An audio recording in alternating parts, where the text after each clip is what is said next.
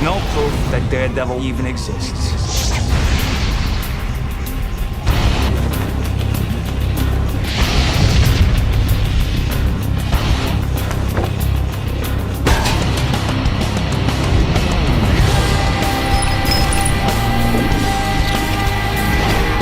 There was a lot of stuff in the original cut that had to get cut out that I really miss. The theatrical cut felt very much more like a revenge story of Who Got My Girlfriend. And that was never what the movie was supposed to be. The movie was supposed to be about the hero of Hell's Kitchen.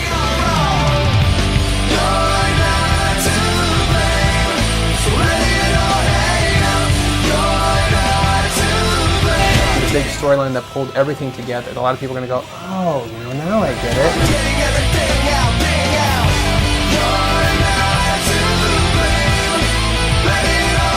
The criticism that I have heard of the movie has been on the story, which is why I'm so glad that there's a director's cut. This is like the story version of the story, you know? Go!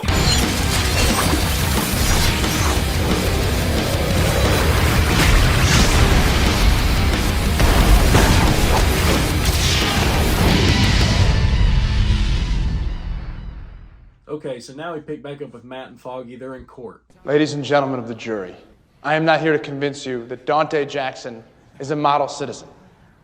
He has been in and out of prisons and reform schools since he was 12 years old. But this is not a court of character, however. This is a court of law. Isn't he facing the wrong way? Don't worry. You got him right where I want him. Is innocent. Here. And that is what it's been like for Mr. Jackson. Like trying to talk to a wall. Does this defense come with a 2-drink minimum, Mr. Murdock? He's blind. He can't see anything. Reach down. There you go. Yeah. No, I'm sorry. I think too much. Yeah, it was a little much, you know? You always want to do the cheer thing, and that's embarrassing. We want sympathy. It's not the Gong Show. Yeah, okay. And they have a cop on the stand who supposedly found Mr. Jackson passed out with the murder weapon and such. And Matt's listening to him, and he's giving his testimony, and Matt's obviously honing in, listening to the guy's heart, because he's like, yeah, this guy's got to be lying, you know, something's off. But what confuses Matt is that he actually doesn't hear a change in the guy's heartbeat. And he looks very confused. He's like, he's telling the truth. The murder weapon. What's wrong? Tazio's wallet. Mackenzie's telling the truth. Do you consider what you recorded? Yeah, that happens sometimes in court. Account of what you observed that evening, and would it be fair to say Somebody has to be lying. Which brings us here. We see Matt walking down the street, and Elektra finds Matt. Elektra finds Matt. And Matt's like, come here, I want to show you something. They go up on this rooftop. Matt says he loved going up there as a kid. He loved the view. What's this? That's from my mother. For good luck. You use one of those? Making them braille? And then he also tells her that he can smell the change in the air, that it's about to rain. He talks about how, like, when it rains, it's almost like another way where he can see. When it rains, it's like there's a rooftop on the world. Each raindrop makes a sound the first time it falls on a surface. Just then, it's like I can see again. He finally gets an idea of what she really looks like, with all the individual sounds coming off the rain hitting Elektra's body, her face. He really gets to see what she looks like. And I've always loved that visual of what he sees, you know, and it's what we see. And as soon as they get close, Matt starts to overhear crime going on or somewhere close by, and he leaves Elektra. Now we get to see the crime actually happening. This guy's beating up on another guy who says he's talking about the Kingpin. You shouldn't talk about the Kingpin. And you get this really wide shot where you see this shadow of Daredevil come up and look at these guys. I mean, it's so cool, and I think it's straight off of a comic panel, if I'm not mistaken. It's just a really cool shot. And here we see this guy freak out. He's going into his apartment. He's running around. He thinks he's lost Matt. And then Matt jumps through a window. He's grabbing this guy, and he just pummels him to the ground. And he's like, this isn't your town anymore, you know, it's the Kingpin's. And Matt knocks him straight out after wailing on him. And right after he's done, he starts hearing this kid crying, which really catches him off guard. And he looks at the kid, and he says, I'm not the bad guy, kid. After he says that, he stands there staring at the kid crying, and immediately you get to see some wheels turning in Matt's head. He doesn't even know what to do. Those words, you know, I'm not the bad guy. this also plays into Matt's character as a whole so far as what we've seen. You know, he's been Daredevil, but he's struggling to see if he's making a difference. And right there at that moment, I think he wonders if he's making the right difference. This scene struck me, and again, I'm going to use the Batman as some reference because they have some odd parallels. But this reminds me of the "Who Are You? I'm Vengeance" scene from the Batman. Who the hell are you? Me. I'm Vengeance.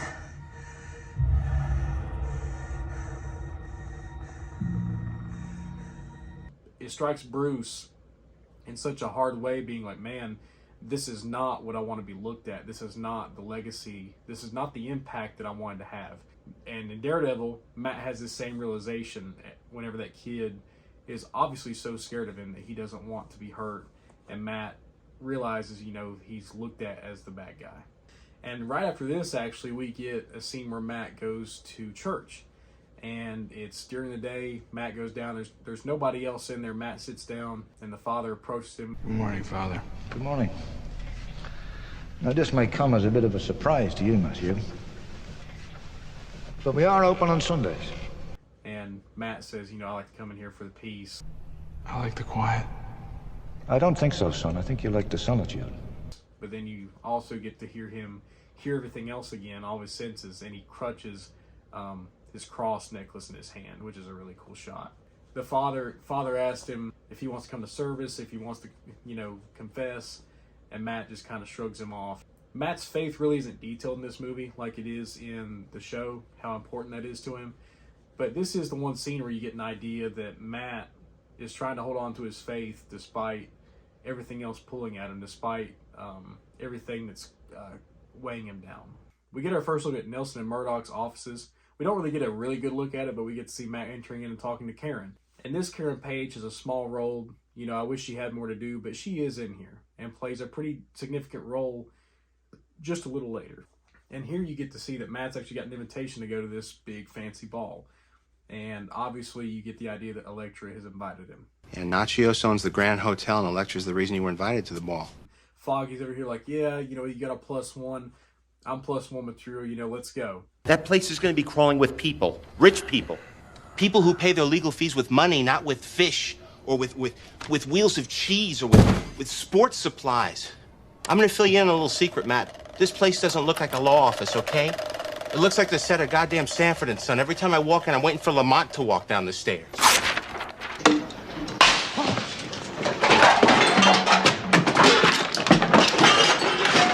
I knew he was gonna be mad, but I didn't know he was gonna be this mad. And Matt's obviously, he's not in a great mood after he had to leave Elektra and then after the bad guy. It's just a rough day for Matt. And eventually they sit down and Foggy's like, you know, what's up with you? He's like, I had a rough night. Wait, you want to talk about it?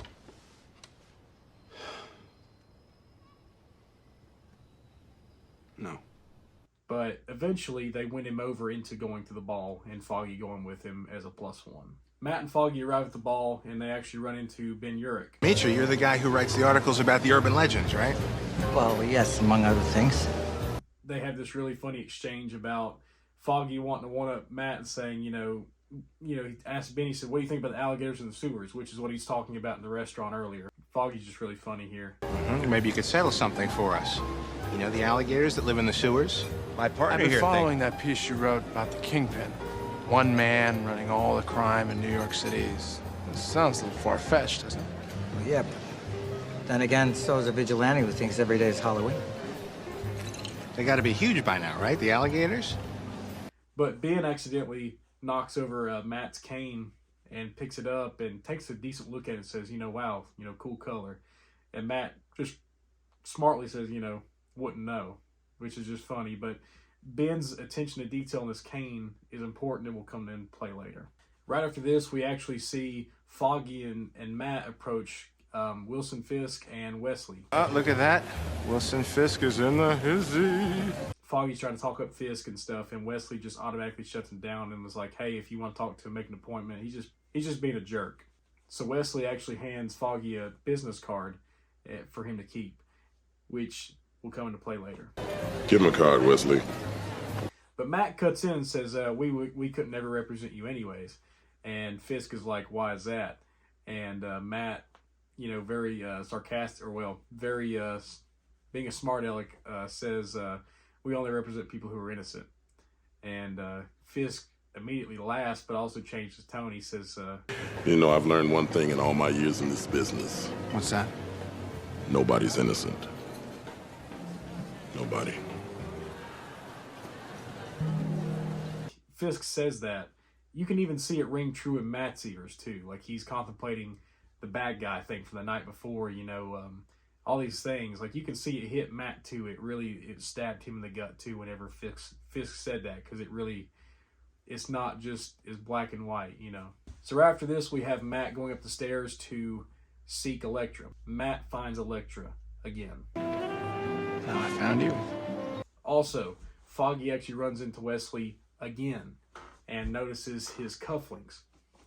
And, wow, that's what he notices. And Wesley just blows him off again. Wow. Engraved cufflinks, huh? Because it's Wesley Owen Welsh, it's your initials. Let me cut to the chase, okay? Do you really think that for one moment the Fisk Corporation would actually hire some pro bono storefront Hell's Kitchen lawyers, let alone a blind one? Come on. I've already filled our quota of handicapped employees for the year. Go back to the kitchen. Franklin Nelson.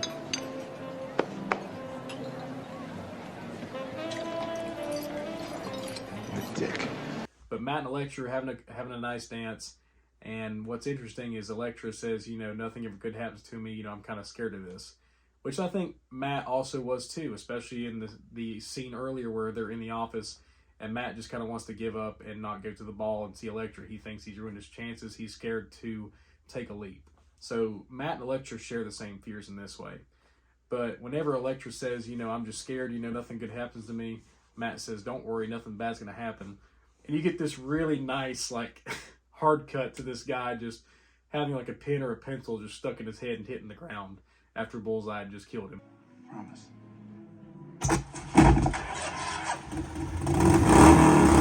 It's such an intentional, funny, hard cut. But you get to see Bullseye hop on a motorcycle and start prowling New York. And then here we also get a really funny shot of Jon Favreau, Foggy. We see Foggy just hanging out on the steps. You know, he's got his hand on this statue and he's just caressing it. Hi. Hello. Hello.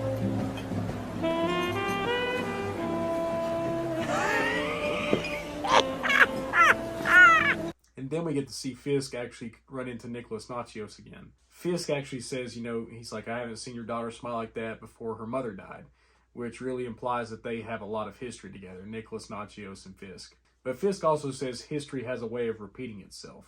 And then Kingpin says, goodbye, old friend, as he sticks a rose in his pocket. Pats him. But Nicholas takes the rose out. He storms out of there. Elektra's kind of concerned. Elektra hops in the limo with her dad and leaves Matt and says, you know, I'm sorry. And they storm off. And Matt is obviously a little confused and he suits up. And next we get this cool scene where you get to see the limo driving and Bullseye on his motorcycle, basically seeking out the limo.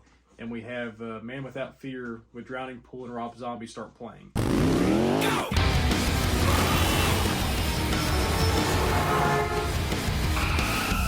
And it's just, the way it's edited, it's really kinetic, it's really cool. I mean, the song's awesome. But like the way it's edited together, it's very energetic. And but then you get this really cool shot of Matt overlooking the street. And you get to see this row of gargoyles, these angel gargoyles, and in between them is Matt.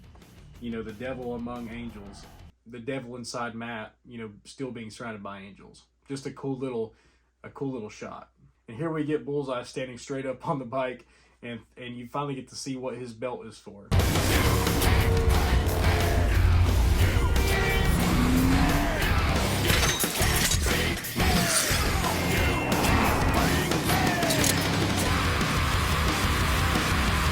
Takes out these blades and throws them at the driver and who's sitting passenger, and the limo crashes. Watch out! Bullseye stops and we get to see Matt jump down to the street, and Bullseye gives him the nod and he throws another blade and Matt obviously dodges it. And this starts the immediate path of destruction for Bullseye. I missed. I never miss.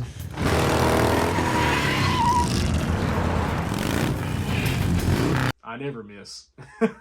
And then Bullseye proceeds to charge straight forward on his motorcycle towards Matt.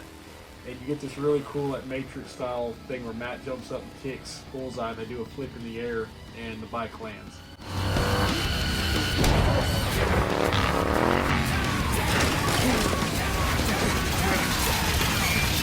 And as soon as Matt goes to reach for his billy club, you notice Bullseye say, "Drop something."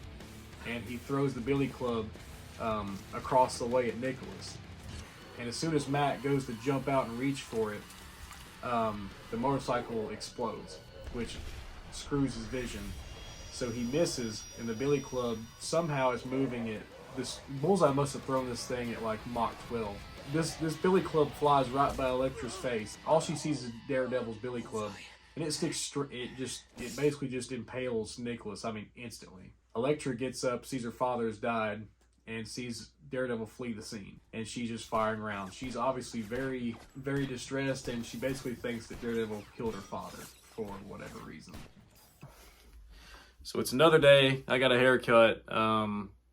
It's been a while, but let's finish this out. Let's finish Daredevil. Let's go into it. Let's wrap things up. So now we get to Matt back at his apartment throwing a bunch of stuff around. He's pretty mad. Obviously, he'd be pretty upset because he could not save... The heck was that? But Matt's obviously pretty upset because he couldn't save Elektra's father.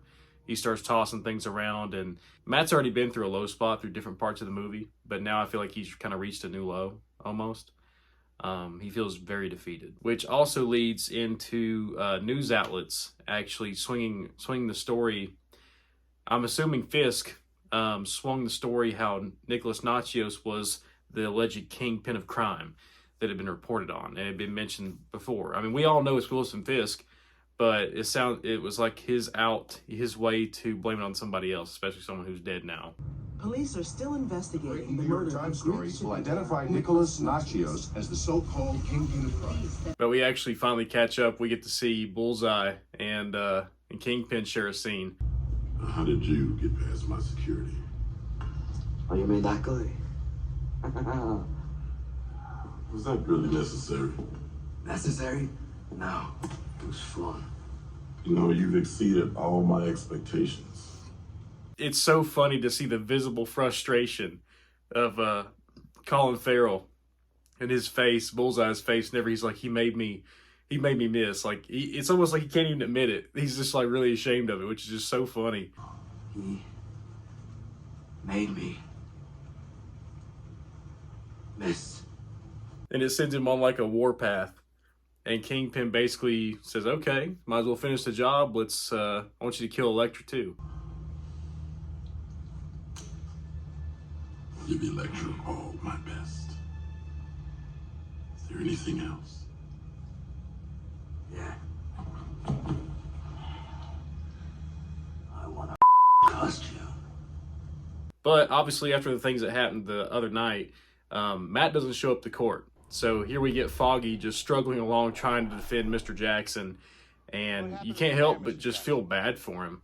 Excuse me 1 second, Your Honor. I'm working alone here today. The funniest thing is Foggy's flipping through his notes. He's flipping through the notes that's Matt's. And he even tells the jury and the judge that they're all in Braille. It's Braille. It's Braille. He can't read them. I mean, you feel bad for him. Like, you just can't help but kind of feel bad for him. Officer McKenzie has testified that you were found at that time holding a handgun? That's a lie. In fact, you don't even own a handgun, do you? No, sir. Have you ever owned a handgun, Mr. Jackson? No, sir. Do you have any intention of owning a handgun, Mr. Jackson? No, sir. Thank you. Can't hit nothing with a handgun. Thank you. But a shotgun? Now that's a whole different story. Shotgun got buckshot. It's like little Thank pellets. you, that's all. And when you shoot it, they kind of spray out like that, so it can just hit everything in front of it. Thank you, Mr. Jackson. I have no further questions, Your Honor. And the judge finally tells Foggy, he says, for your sake, I hope your partner comes back. He's like, yeah, me too. But I guess on second thought, the way that the next cut is to the next scene is Nicholas's funeral. Maybe Matt wasn't in court because the funeral took place at that same day. Maybe that was an explanation, but they don't make it abundantly clear. Either way, we transition into Nicholas Nachios' funeral.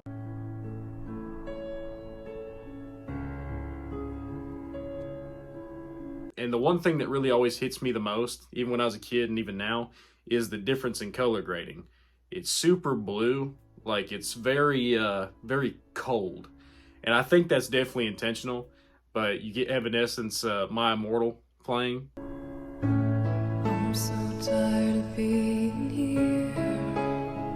You know, the song everybody's heard now, but, you know, it was an up and newcomer at this time, but this won't be the last time we hear Evanescence either. Wake me up inside. But we get some really nice like slow motion shots of like rain falling and the funeral scene. Yeah, it's nicely shot, and you actually see Kingpin and Wesley there, and I like how the contrast of all the really like blue colors, a lot of the reds still pop out a bunch, especially with that imagery of the rose and other stuff. But whenever everybody's leaving, Matt finally catches back up to Elektra, and he's like, I know how you feel. You don't know how I feel. he's like, I know how you feel.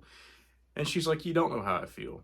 Which I always thought just didn't make any sense. Like if these guys, and this is assuming that they had spoken about things, but if she knew about Matt's father and just everything that transpired with him as a kid and him not having a mother, even though it's not said in the movie, those who have read the comics and have seen the Netflix show know that Matt's mom basically just abandoned him and abandoned Jack Murdock. But yeah, Elektra's like, you don't know what I'm feeling, which I just always thought was really stupid if she had known that. But she just comes off cold, which I get it. I mean, she just lost her father, and she tells Matt, she's like, I want revenge. I want revenge. And he says that doesn't get you anywhere. He's like, trust me, I know. Revenge won't make the pain go away. Trust me, I know. And Matt says this, and I kind of think it's like another progression of his character at this point in his life. Like, we've seen him kind of in a deep spot, like I said before, throughout the whole film up to this point. And I almost feel like his idea of the revenge aspect is finally starting to come back and make himself look in the mirror a little bit of what he's doing with his life. And again, I said it before, but it kind of puts me in the mind of Robert Pattinson's The Batman. You know, his whole angle into being a vigilante may not be as grandiose as maybe he thought with the approach he was having with the revenge aspect. But I definitely think the final blow of Elektra just kind of cutting off Matt is the fact that she gets under an umbrella, and basically she doesn't want to hear Matt, but she definitely doesn't want him to even see her. As soon as she puts the umbrella, obviously the rain bounces off of the umbrella, so he can't really picture her face all that well, which I think she does that on purpose. But next, Matt, after Elektra leaves, Matt's like, okay, I guess I'm gonna go too. And Ben Urich actually tries to get in a cab with Matt. He says, I've got some information on the Lisa Tazio case. Why are you following me? It's me, Ben Urich. Yeah, I know who it is. Your client's innocent. And it's revealed that she was actually given tidbits of information about the Kingpin before she died, which is a revelation to this point. Lisa Tazio had access to the Kingpin? No, one of his guys. Pillow talk. She was selling me information bit by bit. I never got a name. Then they also mentioned about the cop. I think it was Mackenzie, that what his name was. He was the one who was up on the stand, and Matt was really confused that his heart rate was staying consistent, like he was telling the truth. It just confused Matt. Ben Urich actually tells Matt that this same cop, who's on a cop salary, went and bought a new, I think it was Mercedes SL. I got a cousin over in Hoboken. Runs a Mercedes dealership. He sold a 500 SL to a Robert McKenzie. Which they were like, yeah, that's out of a cop's, range. Like, there's no way he could afford something like that. So that raises a couple more eyebrows about him. Doesn't make sense. He was telling the truth. Matt, that's 3 years cop salary. Guy ain't telling the truth. And then this little tidbit of information actually, I guess, sparks another idea in Matt's head. He said, well, I thought he's telling the truth in court, but maybe I should just go and maybe find out some more about it. And this is like a really kind of bizarre, kind of funny scene, but you see this cop, this same cop, he's going into his Mercedes. Gotta love that new car smell, huh, Mackenzie? Murdock, what the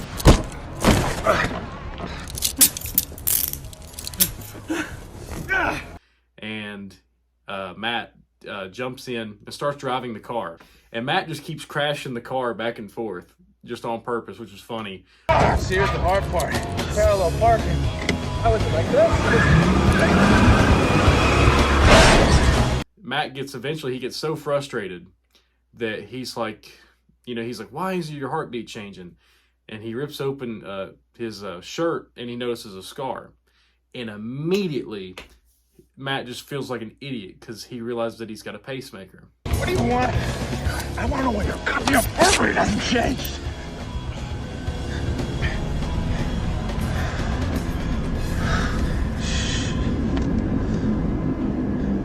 When'd you get the pacemaker? 3 years ago, so what? Which obviously would lock his heart rate to a consistent beat. And that's why Matt thought he was telling the truth, but it explains that he was lying. You lied in court. That's perjury. Do you think I'm the only one? You take me down, there's 100 more just like me to take my place. This is bigger than you, Murdock.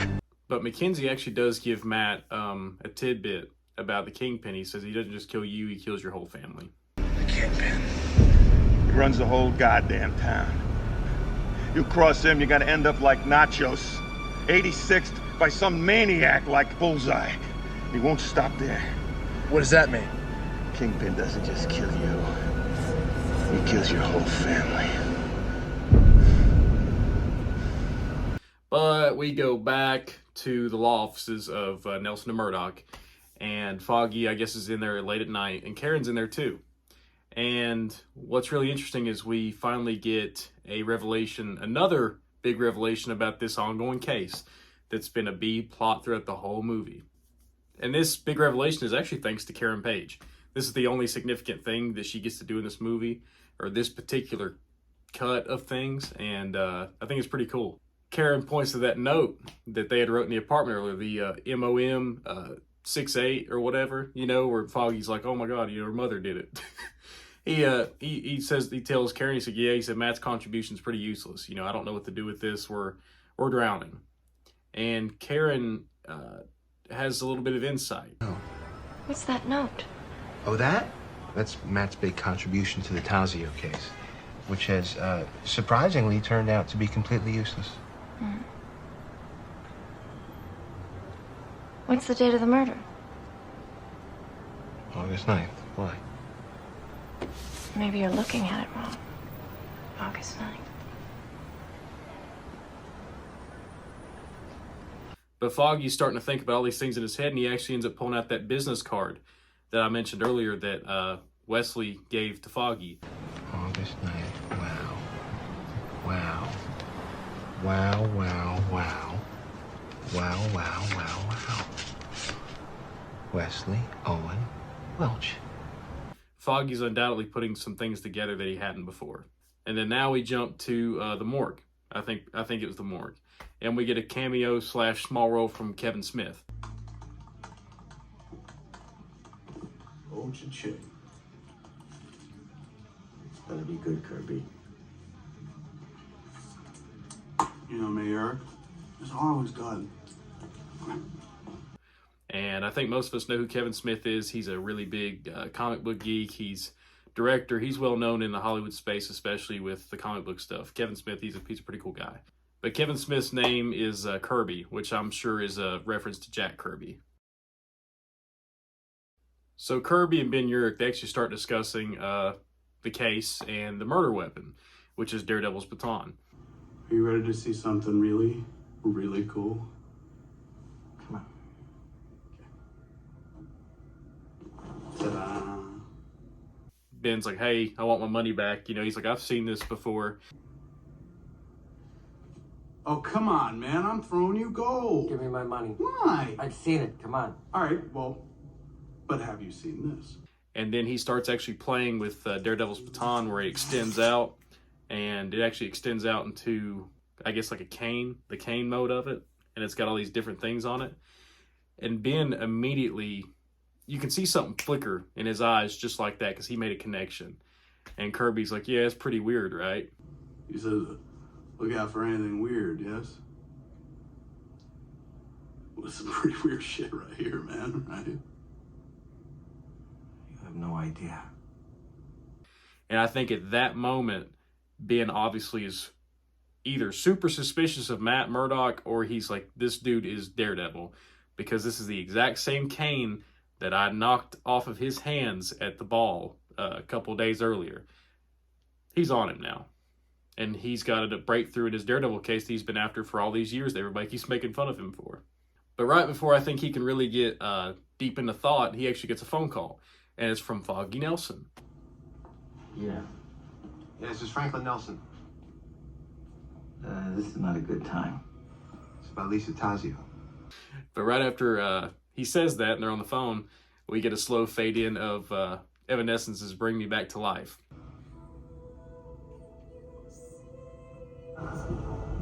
Now, if you've never heard this song, I don't know what's wrong with you, or like if you've been living under a rock for the past 22 years, but it's a pretty recognizable song, and it's on full display here with Elektra looking like she's gearing up or training to take on Daredevil.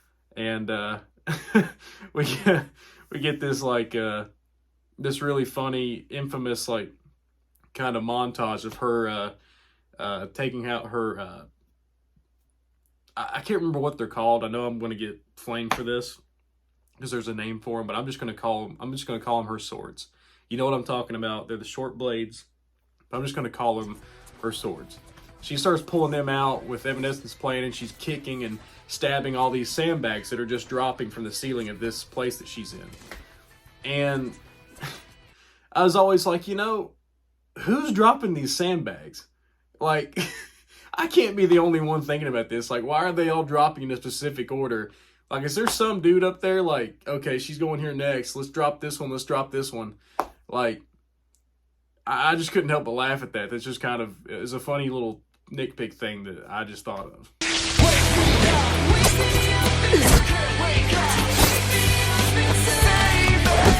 But then, like, I remember seeing a TikTok about this. But, like, there's a hilarious cut. And it's part of the Bring Me Back to Life song where you start with the vocals of the male singer. And he's like, all this time, you know, I can't believe I couldn't see. And what is so funny is that right before he starts, it cuts to Matt gearing up in his Daredevil suit. And there's a big close-up on his face. And it's those exact lyrics. And I don't know if it's like super on the nose. Like, obviously Matt cannot see. And they do that for a joke. But like, it just seems really oddly like funny, and I can't really describe it, but I'll play the segment here so you know what I'm talking about.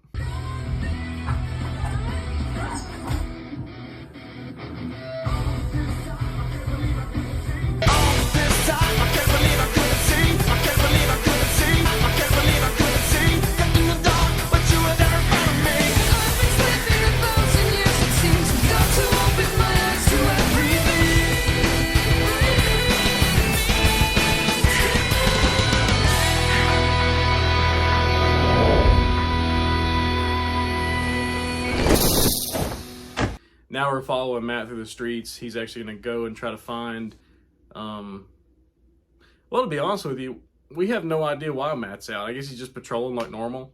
But, you know, you get to see him use his billy club and grapple up a wall, do some cool like acrobatic stuff. That's cool.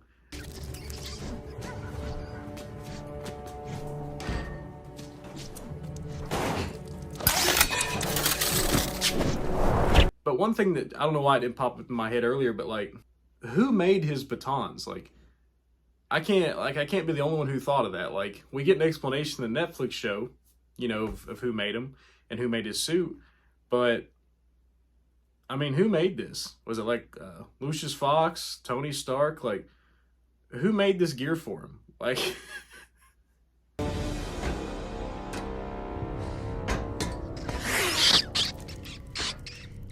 But Matt reaches the rooftop, and he's looking around, and then he just gets straight ambushed by Elektra.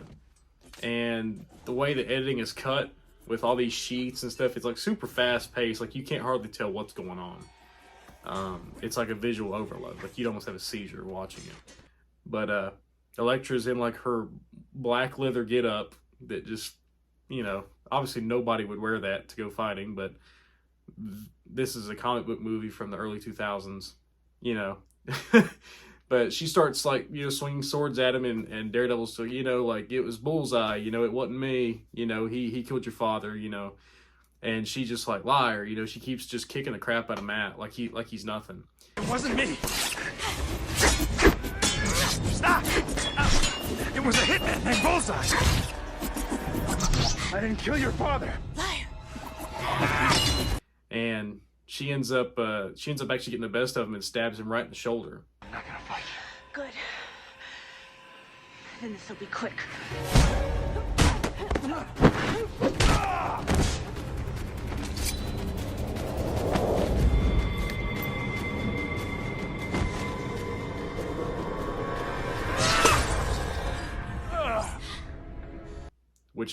Which downs him. Like he's just completely incapacitated. And she's like, you know what? I want to look at your face, you know, while I kill you. And she pulls off his mask, and obviously she sees Matt. I want to look into the eyes of my father's killer as he dies. Wait.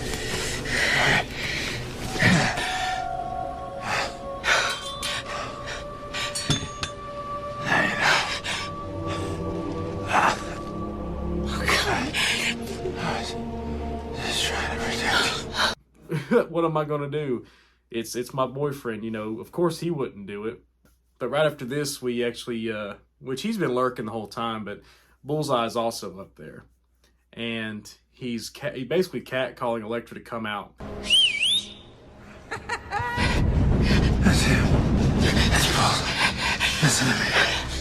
You have to run. He has to pay for what he's done. Yeah. I don't want to lose you again. I'll find you.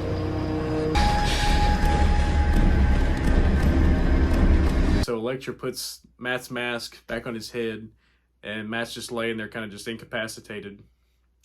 And Elektra starts to fight Bullseye. But during this, we still get Bullseye's funny jacket snake sound. Let's play! Like, that's not going away. That's been a staple so far. Elektra and Bullseye, they're fighting. Elektra actually throws her sword at Bullseye, and he catches it like no big deal. And obviously Bullseye throws it back at her, and she catches it through the hand, which is a cool little like shot where she lifts up her hand and you can see it through, and she pulls it out. You know, Bullseye's, he's just getting off on this, like he's having a great time. It really, Elektra only lands like one really mark on him. She like cuts his face or something, but yet he actually throws a playing card or something and cuts her throat. Like,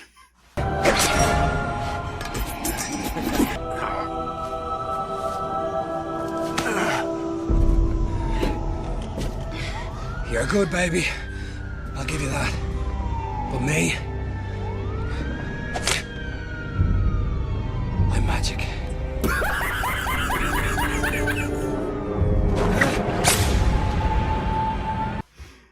he's different, but he gets right up and personal to Elektra, picks her up by the throat, takes her own sword and stabs her. Now for my next trick.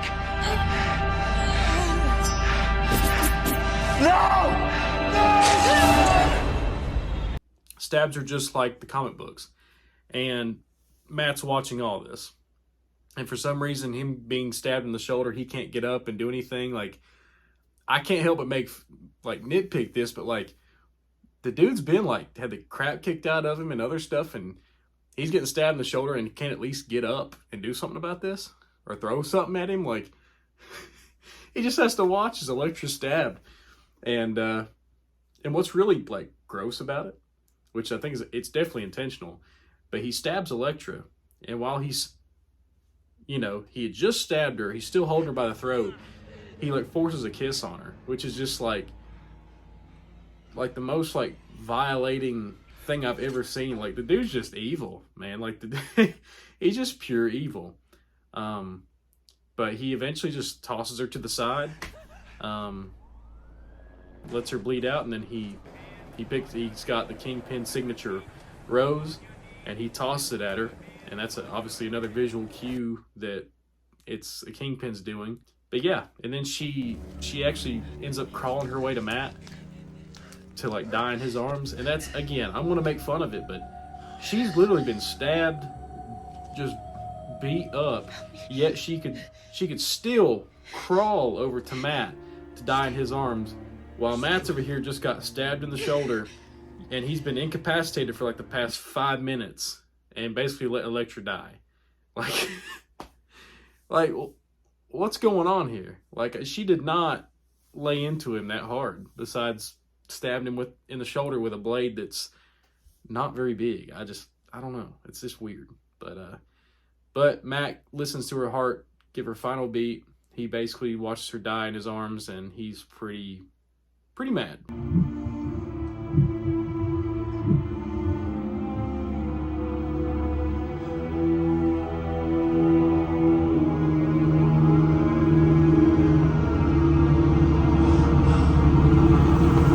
And he has to flee the scene. You know, he can't take her body. He can't do anything.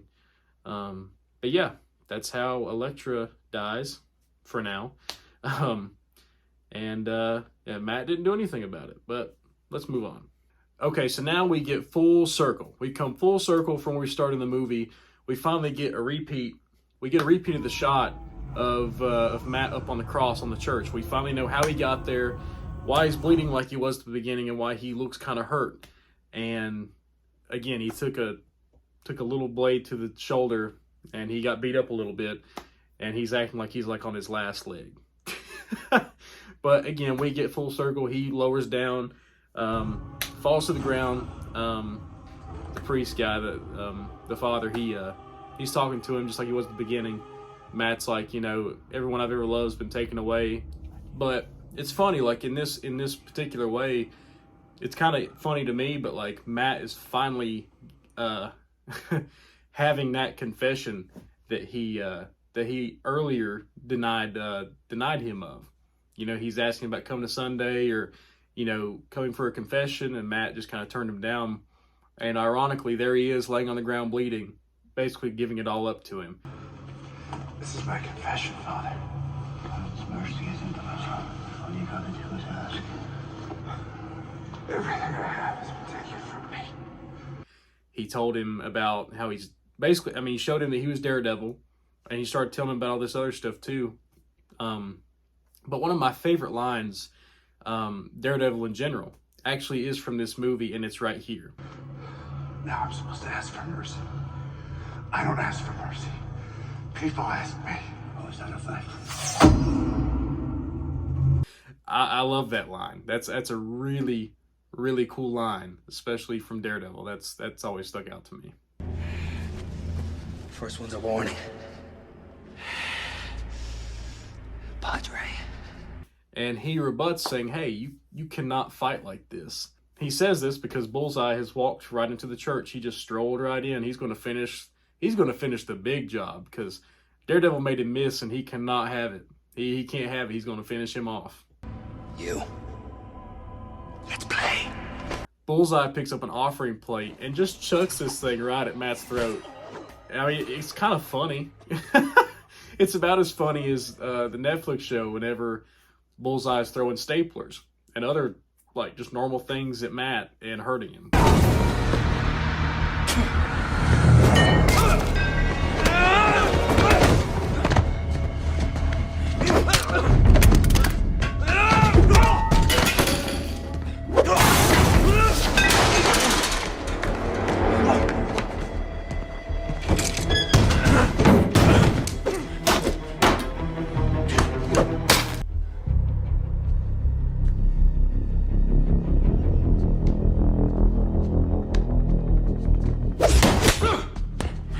But Matt does throw one of his billy clubs and strikes Bullseye right in the head, which is cool, or right in the mouth. So he lands one on him. And now we're kind of in the full swing of the final battle between Daredevil and Bullseye. In this big, grand church, they start climbing up these metal pipes. And there's like some cool little visuals of the acrobatics and stuff, but at the same time, the effects are obviously not that great. Like CGI Daredevil and Bullseye jumping up, and you know, it just looks a little weird. And then like the range of what it looks like when they're up there, it looks like they're up on a skyscraper when you look back at the ground. Like they're just unrealistically high, like the way that they look at it. But there is like a cool little Matt does a kind of like a cool flip and catches all of Bullseye's belt blades on his baton, which is kind of a cool thing.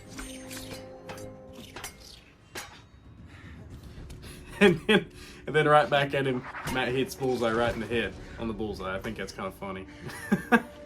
But then Bullseye gets the bright idea to break all this church glass and catches it in his hands. Like, just piles of glass, and he starts spinning. He starts spinning like a Bakugan. Or like a table topper.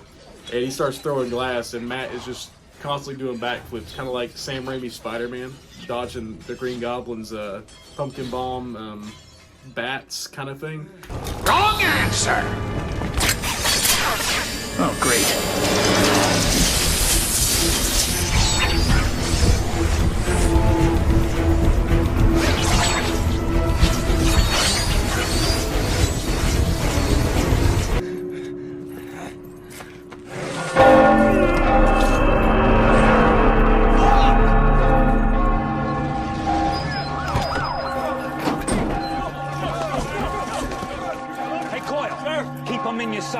Which one? Both of them! But it's right after this that Bullseye delivers some dialogue, some pretty important dialogue about Fisk being the Kingpin. Fisk was right about you. He said you wouldn't go easy. Fisk is the Kingpin. Yeah. The whole Red Rose thing, he loves that shite. Which is a huge revelation to Matt. Like I said, we all know that he's the Kingpin in the movie, but as far as Matt has no clue. And Bullseye's like, yeah, the rose. He said, it's not really my thing, but that's what he likes to do. And immediately, Matt has a huge revelation about Elektra, Nicholas Nachios, and then even his father, Jack, with that rose. He puts it all together that Kingpin was the guy that night who killed his dad, the big guy in the shadows who got out of the car. It's not my style.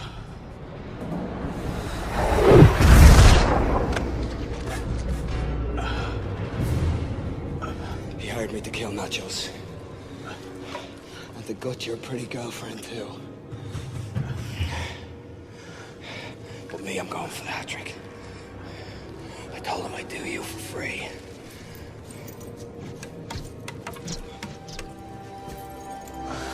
The devil is mine.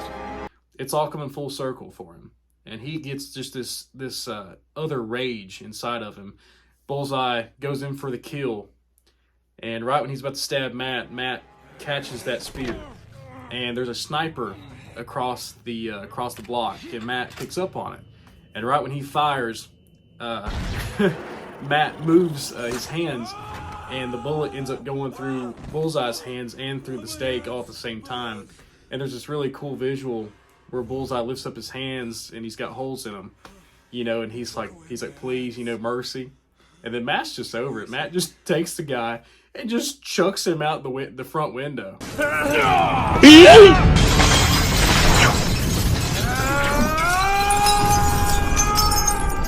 Like, he doesn't care if this guy lives or dies.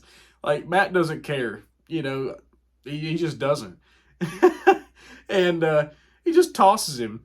And here Bullseye is just flying out where all these cops and everything are sitting. And Ben Urich, poor Ben, he's just driving through there in his car. And here Bullseye just lands right on the hood of this car, or hood of his car, and the windshield, and busts it. And there Bullseye just like, he's just tweaking out right there in pain. You don't know if he's dead or what. And then Matt, you see him up in the church, and he just looks and he goes, Bullseye.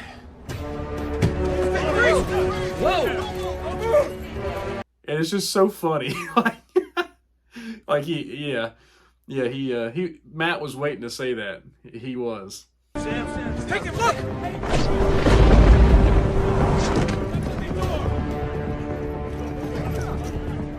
Good luck, son. There's been a problem. Bullseye failed. correct. Then he'll be coming here next. Why would you say that? Because that's what I would do. Well, then we'll be ready for him, sir.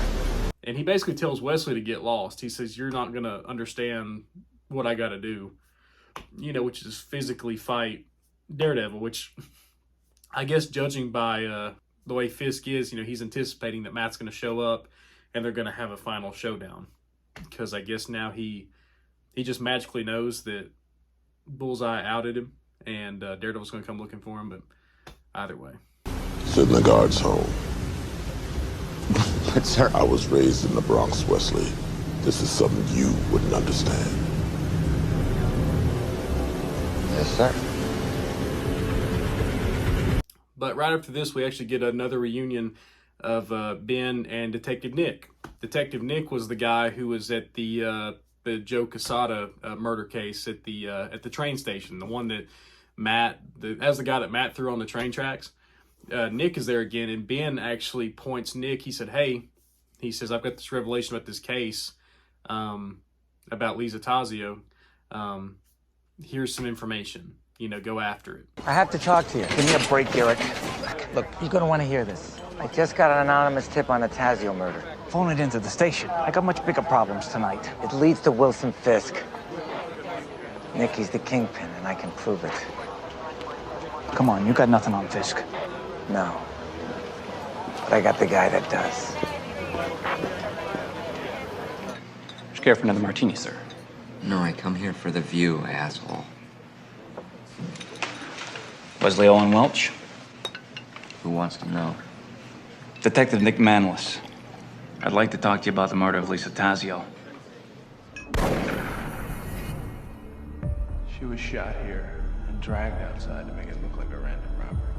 Dante Jackson, ex-con from Queens, charged with the August 9th murder of Lisa Tazio. Jackson was found passed out in an alley holding the murder weapon. Jackson says he can't remember what happened on the night of the murder. Are you? Innocent? Yeah. She wrote something here in a ballpoint pen. The imprint is still unwetted. M. O. M. 6. 8. When I arrived on the scene, Lisa Tazio's body was lying dead on the steps of her apartment.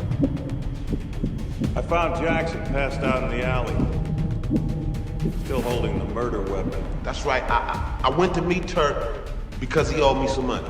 Yes, and it was there that you passed out from drinking. Is that correct? Now, Officer McKenzie has testified that you were found at that time holding a handgun? That's a lie. You lied in court. That's perjury. You think I'm the only one? This is bigger than you, Murdock. It's bigger than all of us. The Kingpin. I have a source from my Kingpin story. Named Lisa Tazio. Lisa Tazio had access to the Kingpin? No. One of his guys. Pillow talk. She was selling me information bit by bit. I never got a name. That's Matt's big contribution to the Tazio case, which has surprisingly turned out to be completely useless. What's the date of the murder? August 9th. Why? Maybe you're looking at it wrong. August 9th. Wow. Wow. Wow, wow, wow. Wow, wow, wow, wow. Wesley Owen Welch. I want my lawyer. I haven't charged you with anything. I won't talk to you without my lawyer present. All right. Then I'll talk. You listen. And then we can talk about your plea bargain. Check. And then now we get a cut to Fisk. He's up in Fisk Tower, and he's getting kind of undressed, and his wife beat her, like he's getting ready. Like the dude, I mean, you really get a good look at just how big Michael Clark Duncan is. Like the guy's massive. I mean, he's always been big. Like the way they shot him in the Green Mile. I mean, guy's huge, and he looks massive in this. Just a big brute. Like who in the world could beat him? Like he's big. But Matt shows up, and they get in a bit of a scuffle. Daredevil. Kingpin.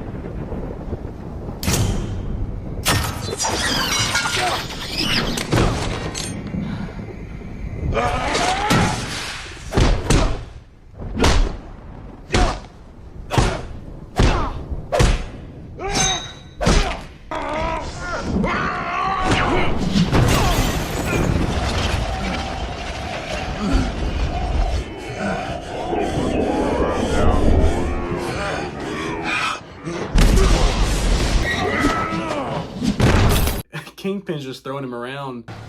It's a shame you came here wounded. I would have loved to fight you in your prime.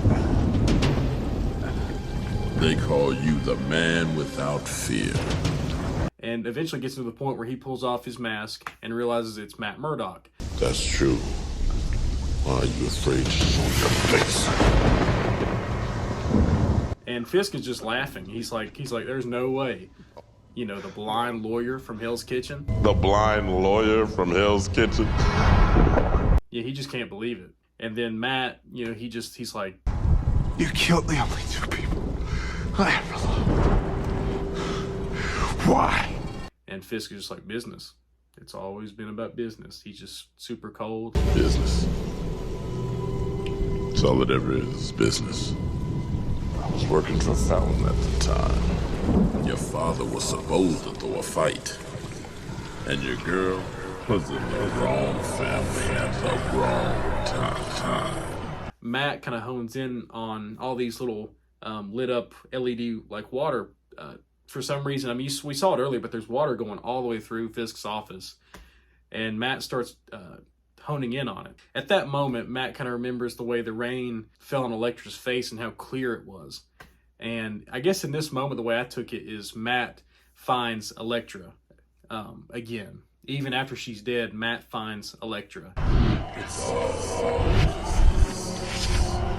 I'll find you. And you've been in my business for too long. And he gets the bright idea. He takes a baton and busts the water line and busts them all, where he can really get a good look at Fisk. I mean, clear as Matt can probably see him, he gets a really good look at Fisk. He stands up with this really cool, like, you know, I'm ready to go look, and they start going at it.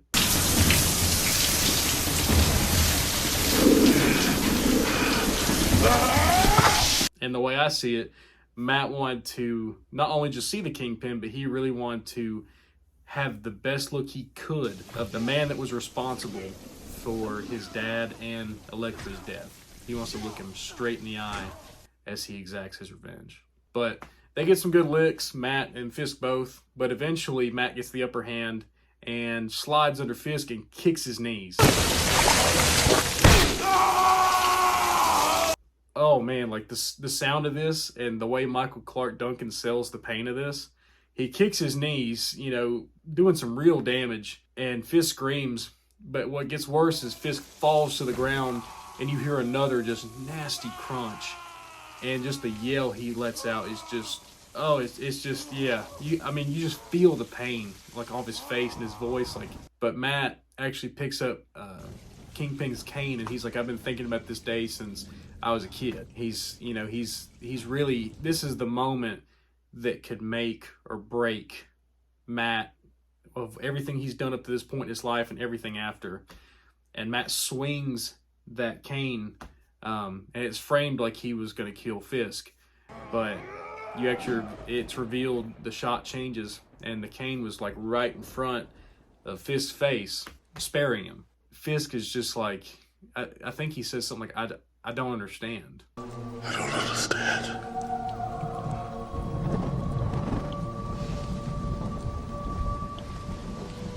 I'm not the bad guy. And obviously this pays off the little moment we had earlier, where that kid really made Matt think about his role as the good guy, the hero, and what's perceived as the bad guy. But the way I take it now, Matt's finally got an end to that character arc that we started at the beginning of the movie, and then got elaborated on whenever he saw that kid about being the bad guy. You hear that, blind man? The sirens. They're coming for you. For me? Did you hear? The word's out on the Kingpin. They're coming for you. I can hear the police radios from here. No. I swear I'll tell them who you are. Yeah, go ahead. Tell them. Tell the guys at Rikers all about how you got beat by a blind man. Don't worry about that. Because I'll get out. Yeah, I know. And I'll be waiting. Matt walks out of the room, Fisk is still laughing, and he leaves his Daredevil mask behind. And you get this really cool shot of the roses rose petals bleeding into the mask. It's a really cool shot. But the way I kind of look at it too, with his "I'm not the bad guy" line and everything else that's happened up to this point, Matt walking out of that room and leaving that particular Daredevil mask behind, it signifies to me that Matt is leaving behind that true devilish side of his vigilante persona, of his mindset. He's leaving that revenge behind. He's leaving the worst parts of Daredevil in that room with Fisk. All the pieces that were rooted in anger and revenge for all this time, he's leaving behind. But now we catch back up, and we're coming full circle again, and we see Matt standing on top of the rooftop, and he's got a rose in his hand. He said, "This one's for you, Dad." This is for you, Dad.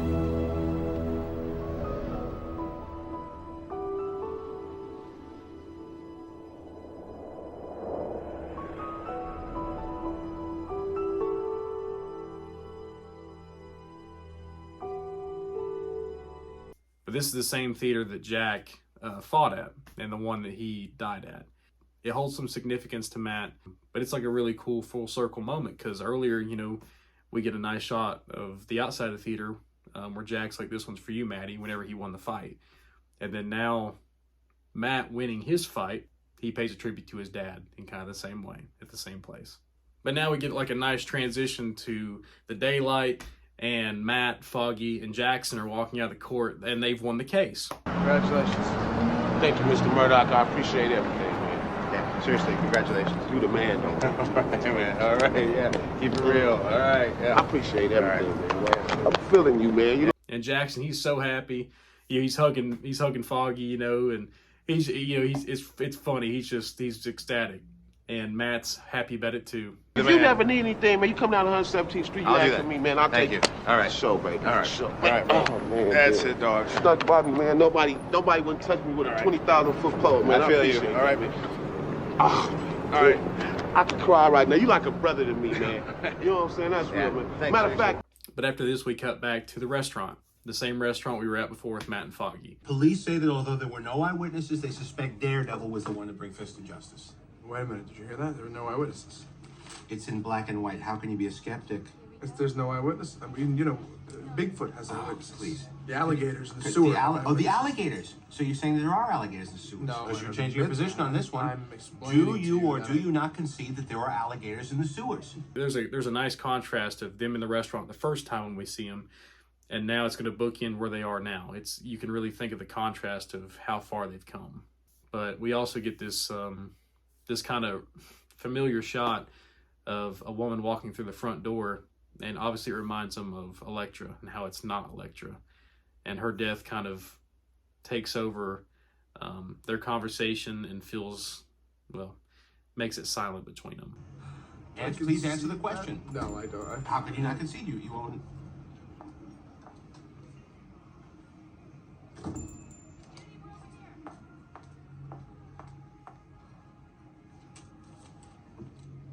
But here, Foggy kind of also asked Matt, you know, "How are you doing? You know, do you want to talk about it?"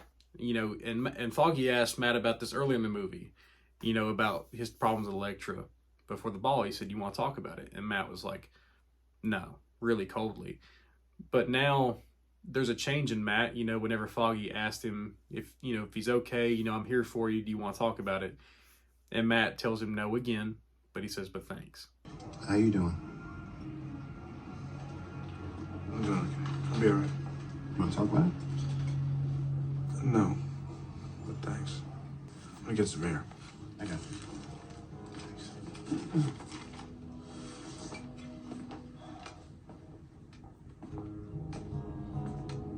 And you can kind of tell that Matt is maybe finally had a change of heart. He's thinking about how important these people are to him that are close to him. They are the driving force behind Matt as a human being, and he needs to appreciate him more, which in the past, I think he realized that maybe he hadn't before. He was so focused on revenge and he was focused on being Daredevil that he let the Matt Murdock side of him kind of slide to the wayside. But Matt says he's going to get up and leave. He's going to go take a walk. And Foggy goes to take a sip of his drink, and he actually sniffs of it first, which is it's a funny callback to, the mustard in the drink before. But Matt stumbles his way back across the church, and he has another exchange with the father. And Oh, well, maybe next week, Matt, huh?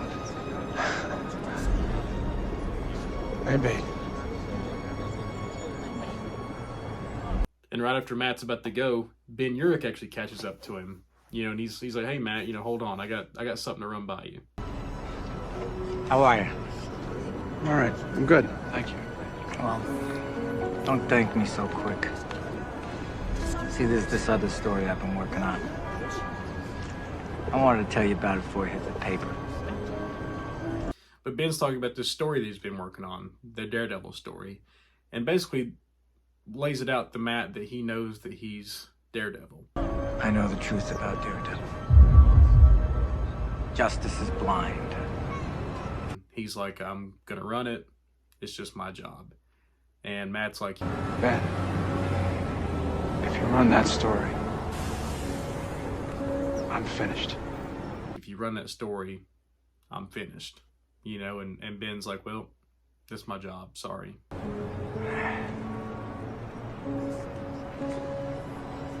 But I'm a reporter, kid. It's what I do. Violence doesn't discriminate. It hits all of us. The rich, the poor, the healthy, the sick. It comes as cold and bracing as a winter breeze off the Hudson, until it sinks into your bones. Funnily enough, we actually cut over to a hallway in a hospital wing, and it's guarded, and we're like, what in the world's going on here? And you get to see like Bullseye in this huge elaborate cast where he can't move. He's like a full body cast, and all that's revealed is just like a little segment of his face and his mouth. And you see this fly start to fly around, and it lands on him, and somehow he reaches for a syringe and throws it and stabs the fly against the wall. The battle of good versus evil is never ending.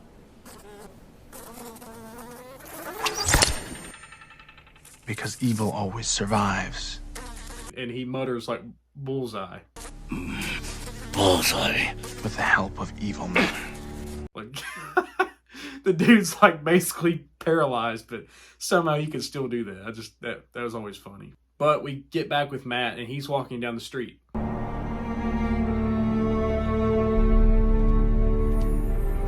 And something I never noticed before is Matt, I was always like, why is he walking down the street? Other than just walking down the street normally, but I picked up on a sound, and it's like he was picking up on a familiar sound. You actually hear it, the way the sound design is. And you finally see him get up to a roof, and he finds a necklace. And this is just like the necklace that Elektra was wearing. It's got the same chime to it. It's almost like a wind chime, like he can pick up on it. And he goes to reach for it, and it's the same shape. It looks very similar, but he runs his thumb across it, and it's Braille. And immediately, he has a callback. He's like, Braille. And he grins because it basically implies that Elektra is still out there and that she's left him something. It's beautiful. It's a good luck charm, huh? You use one of those, make it in Braille.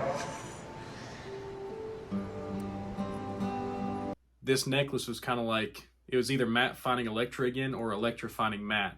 Like, the whole movie, they've taken turns, and it's been said, like verbally said, that they'll find each other. How am I gonna find you? You won't. I'll find you. So does this mean you want a rematch? Told you I'd find you. Now I found you.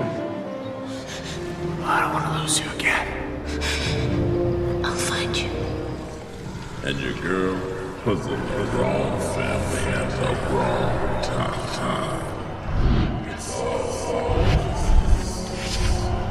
I'll find you. And this is like the natural turning point, or the finale as far as this movie goes, of them finding each other. It's been a back and forth game the entire movie, and this is kind of like a nice payoff to that, I guess. But that's why I mentioned it before, because it was going to be important by the time this come around. But this is like their final interaction that we see. And then now we cut back to Ben Urich typing up his big story.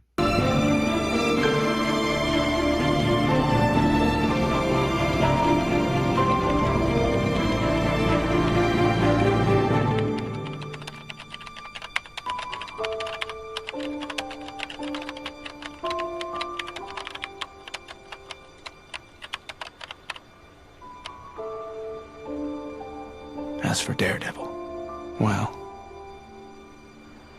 soon the world will know the truth.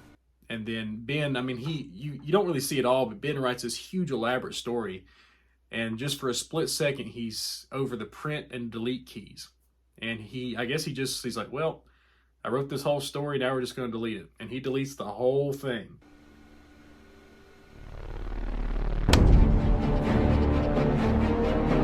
That this is a city born of heroes. Which is kind of funny, just his fascination with Daredevil all these years that he's talked about, and he's just going to let that story go. Because I guess he finally feels that, I guess for some reason between him talking to Matt at the church earlier and now, he's had a huge change of heart. He's like, yep, instead of just exposing him, let's just let him do what he's doing for whatever reason. We're not really told what kind of motivation Ben has about this, like if he's got a strong vigilante liking. I mean, we don't know any of this because we're not told. It's kind of a weird thing that it's almost like there's more segments of Ben Urich that are not in this movie, that were never shot or were cut. I don't know, but it's kind of a weird thing. Like, why did he decide to delete it? We don't know, but he did it, and that's cool. But Ben, he deletes his story, and he wraps up. He walks outside the office, and he looks up on a rooftop, and you see Matt up there in suit, and Ben just mutters, he said, go get him. That one man can make a difference.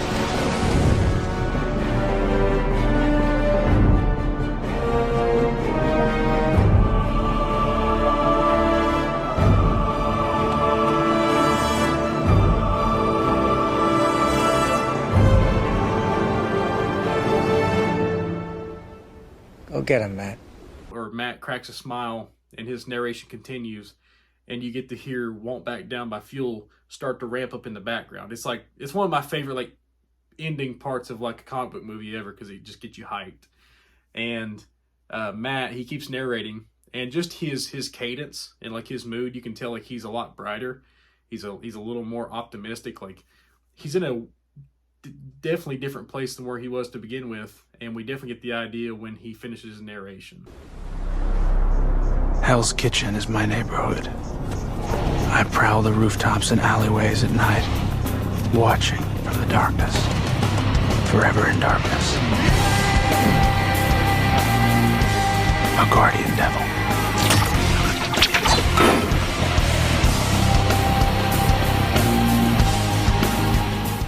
And Daredevil like dives off this roof with the music cue. Like it's just so cool. Like it's cheesy, but I love it.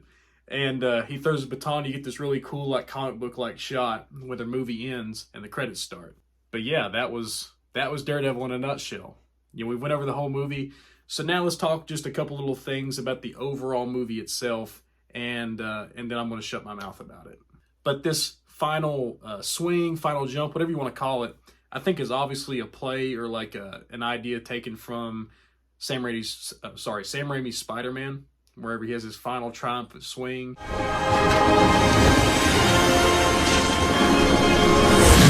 And it cuts to Nickelback's Hero, or we think of the original Batman movies having like a nice stinger shot, or like the Schumacher movies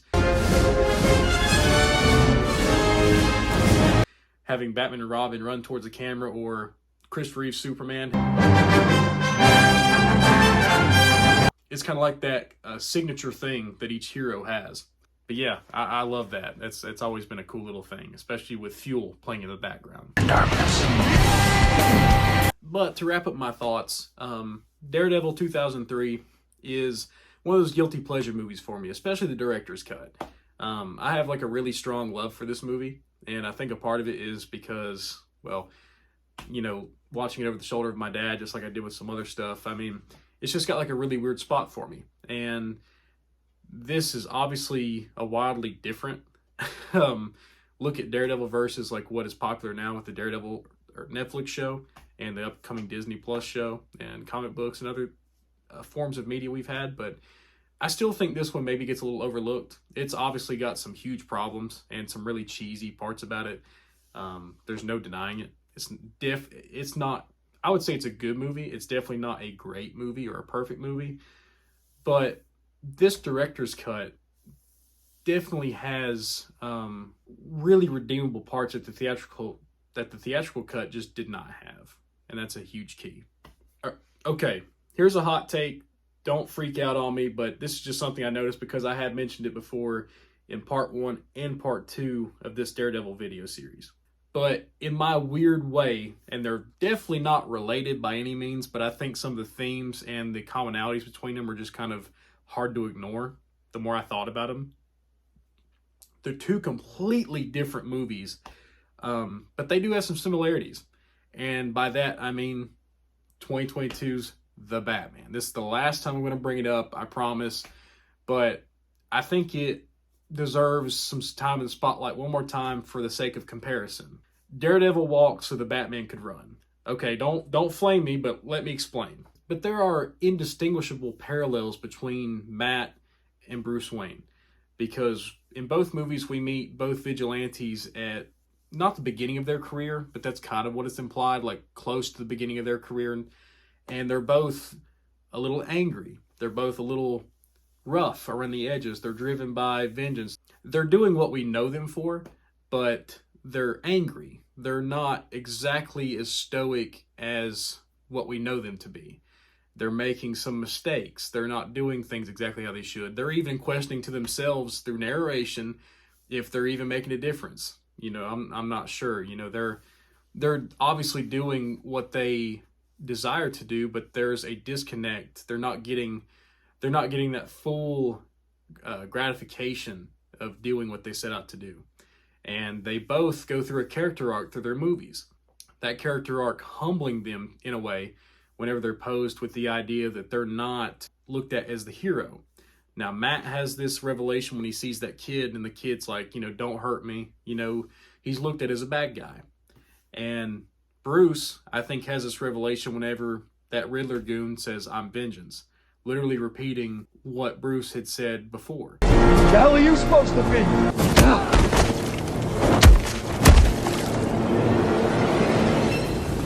I'm vengeance. Both of these interactions and how they deal with their main villain, they both come to the same conclusion by the end of their films that they have to be more. They have to be something better than what they were. Now, the only difference that the Batman obviously does better is that you literally hear Bruce say, I need to be more, you know, I need to be something for people. Where Matt, he's just like, he doesn't really say anything this specific, but like I said, something about his cadence and the tone and the way he carries himself after the Kingpin, after he finishes all that, he seems like in a brighter spirit. And he seems like he's on a better pathway. But that's just an odd comparison between the two. But I think it's interesting because I love both in their own ways. The Batman is a fantastic movie. And Daredevil is just a cheesy comic book movie for the most part. But they both have this really neat parallel that we don't really see much in these types of movies and stuff. But I think it's interesting to see someone at a low point, metaphorically speaking, and then go to be something better and move to be the true versions of themselves by the end of it. Now, obviously, we never saw Ben Affleck come back as Daredevil, besides the deleted scene in the Elektra movie. Come back, Elektra. When I'm ready. I'll be waiting for you.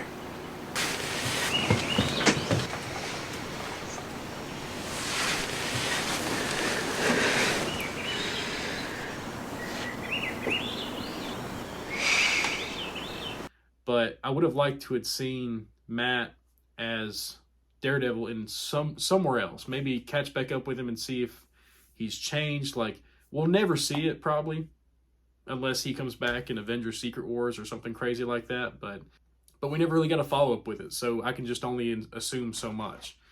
But yeah, that was my hot take. That was my weird comparison between the two. They've got some similarities, but they're obviously very different. But I thought that was a cool parallel. But either way.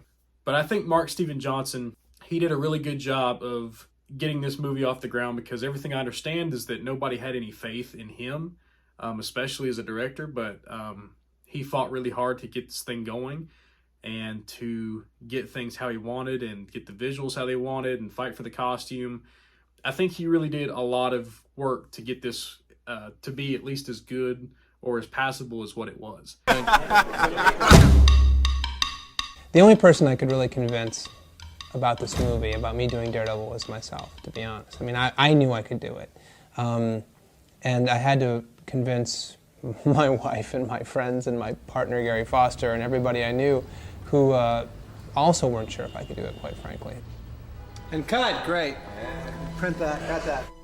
And obviously he would go on to do Ghost Rider in 2007. Oh, I love it. Yes, monster movie, monster movie, monster movie, monster movie, yes. The end of it is very...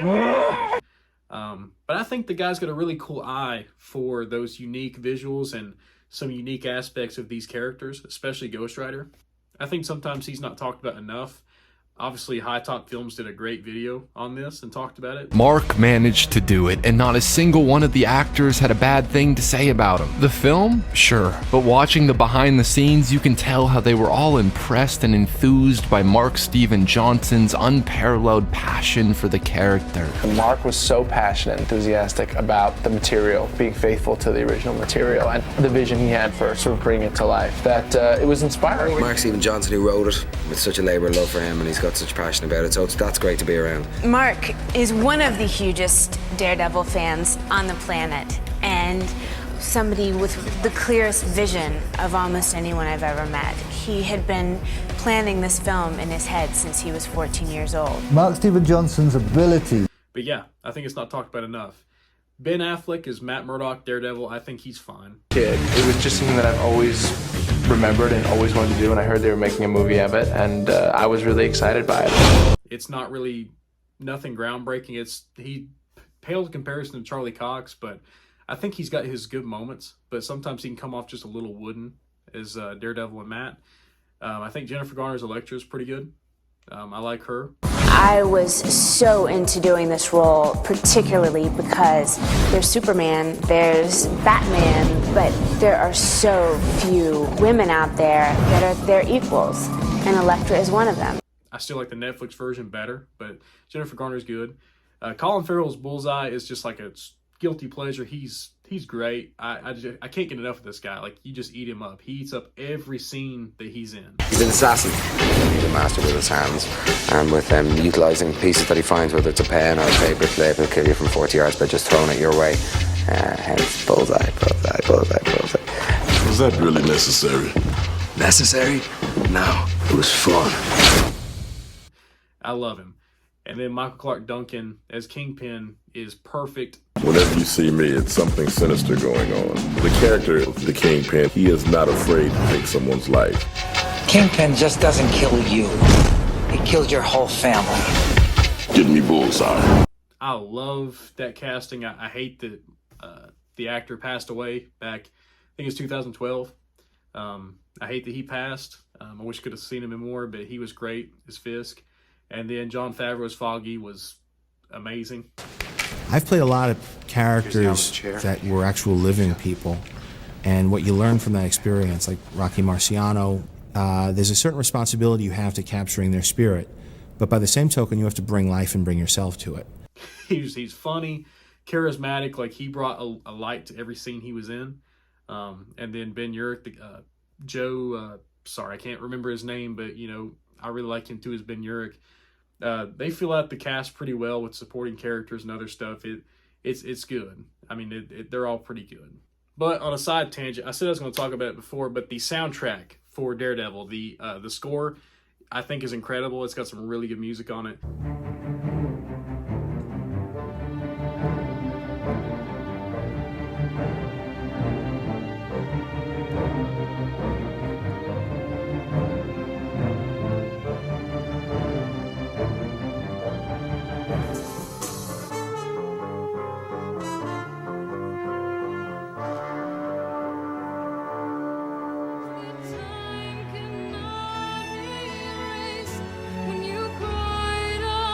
But the actual motion picture soundtrack, like all the various artists and stuff. Daredevil, the album.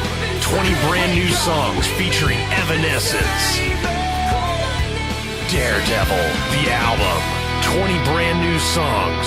CD in stores now. I've got this on CD somewhere on my shelf over here, just like I do with The Punisher, but there's several on here. That soundtrack is so good. Like, I love to just listen to it. It's always been one of my favorites. And then every time they have some songs from it in the movie, I just get extra hyped up. Like, I love it. Especially Won't Back Down by Fuel. That's probably my favorite song off the entire album and the entire movie. And yeah, soundtrack is awesome. I love it. But to finally wrap some things up, this has been kind of fun to look at something a little in depth. I know this has been a long one, especially part 1 and now part 2. But I just want to say thank you for the continued support. Life has been really busy. I've been trying to do this along juggle with other things in my personal life and in my career. But I'd like to keep doing this. This has been a ton of fun. And the fact that there are some people who are interested in me and what I have to say, I've said it before, but I'm just lost for words. Especially, I think last time I looked, there was 10,000 subscribers, which is just... It's monumental. I don't know what to say. I'm extremely grateful. I want to keep things up, but I want to do some different stuff and maybe get some more audience or appeal to different things that you people want to see too. I think I will say for sure, this is no question, what I've got coming next for the channel. I'm going to talk about Indiana Jones, and the reason I say Indiana Jones is because they've had a brand new game come out on Xbox. I've been playing some of it, Indiana Jones and the Great Circle. But before I played the game, it made me want to watch the movies. Besides seeing a couple fragments when I was a kid, I have never seen an Indiana Jones movie all the way through. So they were my first watch through in 2025. But I'm going to get to that later in another video. We're going to talk more about it. But yeah, I'm super excited to dive into something different. And then maybe sometime we'll return to some comic book stuff in the future. But yeah, this has been Daredevil. I hope you enjoyed. Stay tuned for what's coming next. If you like what you've seen, maybe consider subscribing. That's like my first time saying that, but I guess I maybe should say that. But I appreciate the support. Thanks for watching. I'll see you guys next time. You don't hit nothing but books, get me? You'll be a doctor and a lawyer. Not like me. Dad. Matt, you can do it. You can do anything if you're not afraid. Now, you promise me.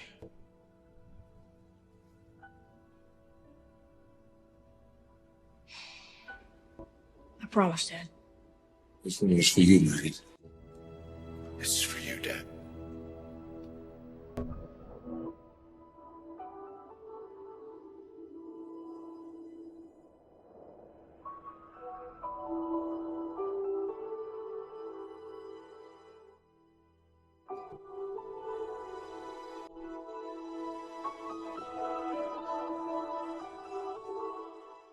You can do anything if you're not afraid.